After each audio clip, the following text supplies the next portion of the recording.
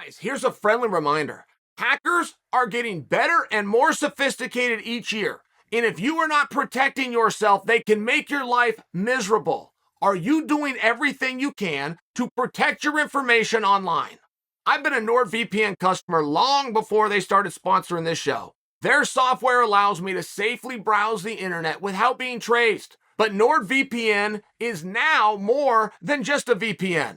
They've just introduced threat protection, giving you even more comprehensive security against cyber threats. It blocks trackers, intrusive and malicious ads, and steers you away from harmful websites and files. Enjoy cleaner, safer, more private internet. Their advanced encryption still hides your location and encrypts all the data you send and receive, and one account secures 6 devices. Try NordVPN risk-free with a 30-day money-back guarantee. Go to nordvpn.com/Sonnen. Use the promo code Sonnen. That's going to get you a 2-year plan plus 1 month at a huge discount. Francis Ngannou has let us all know that he's doing better. He's talking about his knee, how that it's healing. Says that he'll be back in December, ready to fight somebody. Now, I know that sounds like a very simple comment, but it's a big deal, and it's very helpful that Francis gives us that. Like, if we're going to start talking about Francis, or we're going to start speculating on Francis, we need a little something from him. This is the first thing that I've heard him say that's come across my desk, if you will, in a meaningful period of time. But if he comes back in December, guys, you get your undisputed champion coming back. He hasn't been stripped. He's also not going to be stripped within that time frame. When you have an injury, you're out for very good reason. Like, you're not even eligible to be stripped, right? But hold that thought. December's not that far away. And if we are going to get what we believe to be Stipe versus Jon Jones and what we believe to be an interim title fight, that's an interesting position if you go look at a calendar.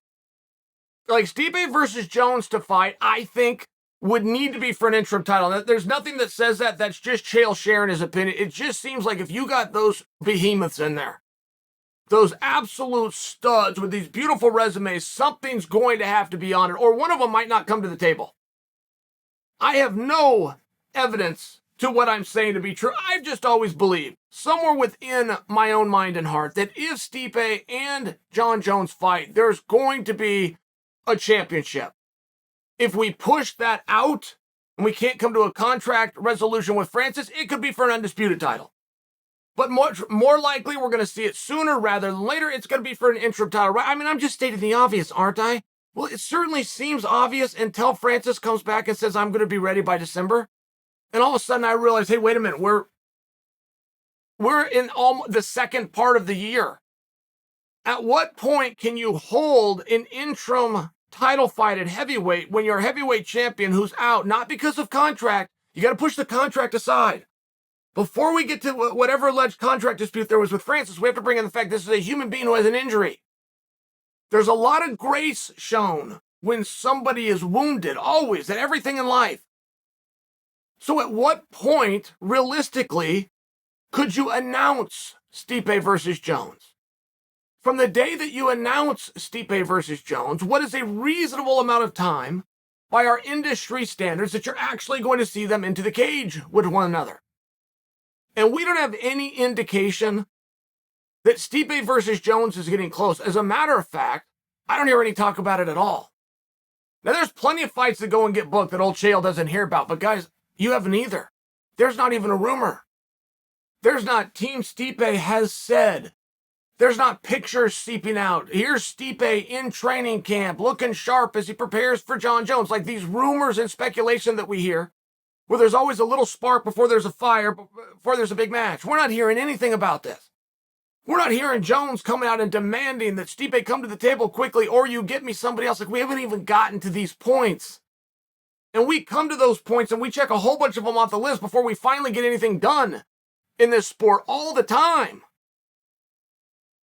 So get your calendar out and just think of it in that perspective. If there's 5 months left in the year and Francis is telling us he's going to be back in 5 months, okay, then how likely are we to get Stipe versus Jones? Can we do Stipe versus Jones without putting a title up? That is fiction. That is me making things up. I'm telling you, you can't do that fight unless you have a belt.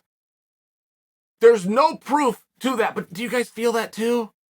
I think we all feel if you're going to get those two guys in there, we're going to have to put something on it. Now, maybe we just do that in the media. Maybe we just say that this is the number one contenders match. That's something. But in the meanwhile, of waiting for that fight, you're going to have Ciryl Gane, you're going to have Tai Tuivasa, you're going to have some of these guys, you're going to have Curtis Blades, you're going to have some of these guys that are active and busy and starting to earn that right and starting to say, hey, just a moment to this number one contenders business. Jon doesn't get to sit out for 2 years and come in and be a number one contender. Stipe doesn't get to come to us off of a loss. When I'm batting 3 in a row, I'm batting 4 in a row. I mean, these are the arguments that the heavyweights have to make. They're not making them. But I think when Tom Aspinall, just by example, starts to come out and starts to lay out what he's done and how frequently he's done it and asks you to juxtapose that against a guy in Jon Jones who's never been in the division and a guy in Stipe who's going into possibly a title fight coming off of a loss, those things mean absolutely nothing unless somebody makes them mean something. If I'm a sitting heavyweight, I'm going to spell that out as clear as I can for anyone to listen. You are holding up a title to the point that the champion says he won't be back in December. Oh, and by the way, he's got a contract dispute. Oh, and by the way, his knee is in a brace. I'm then going to bring into the fact that what you're calling a number one contenders fight and what you're saying you're going to put an interim title on has a guy who's never been in the division taking on a guy who's coming off of a knockout loss. You guys hear that? Doesn't sound good. But none of you ever thought of it. Nobody ever did that math. You just heard the biggest name of Jon Jones and you heard the biggest name of Stipe and you thought, what in the hell it should be for an interim championship. And it should, and it will. But if I'm a heavyweight in that division, I'm going to make sure that this is crystal clear. I'm going to make sure that you understand I won 5 of my last 7. That I have won 4 in a row, stopping 3 of it. Whatever it is, I'm going to start to make my case. Nobody's made this case at heavyweight.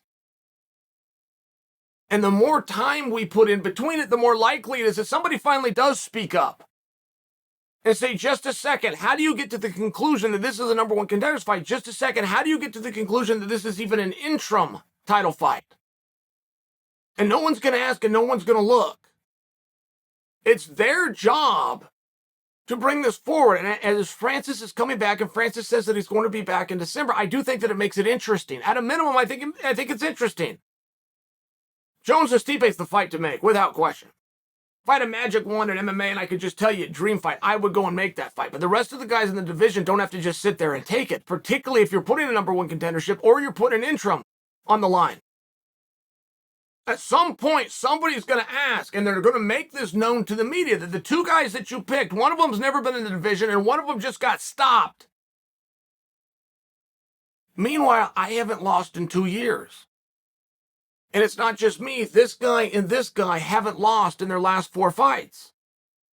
You start to have a real discussion. Somebody has to start it. It's not me. It's the guys within the weight class. But knowing that daddy's coming home in December, if you're going to do this interim business, it would seem to me, get on with it.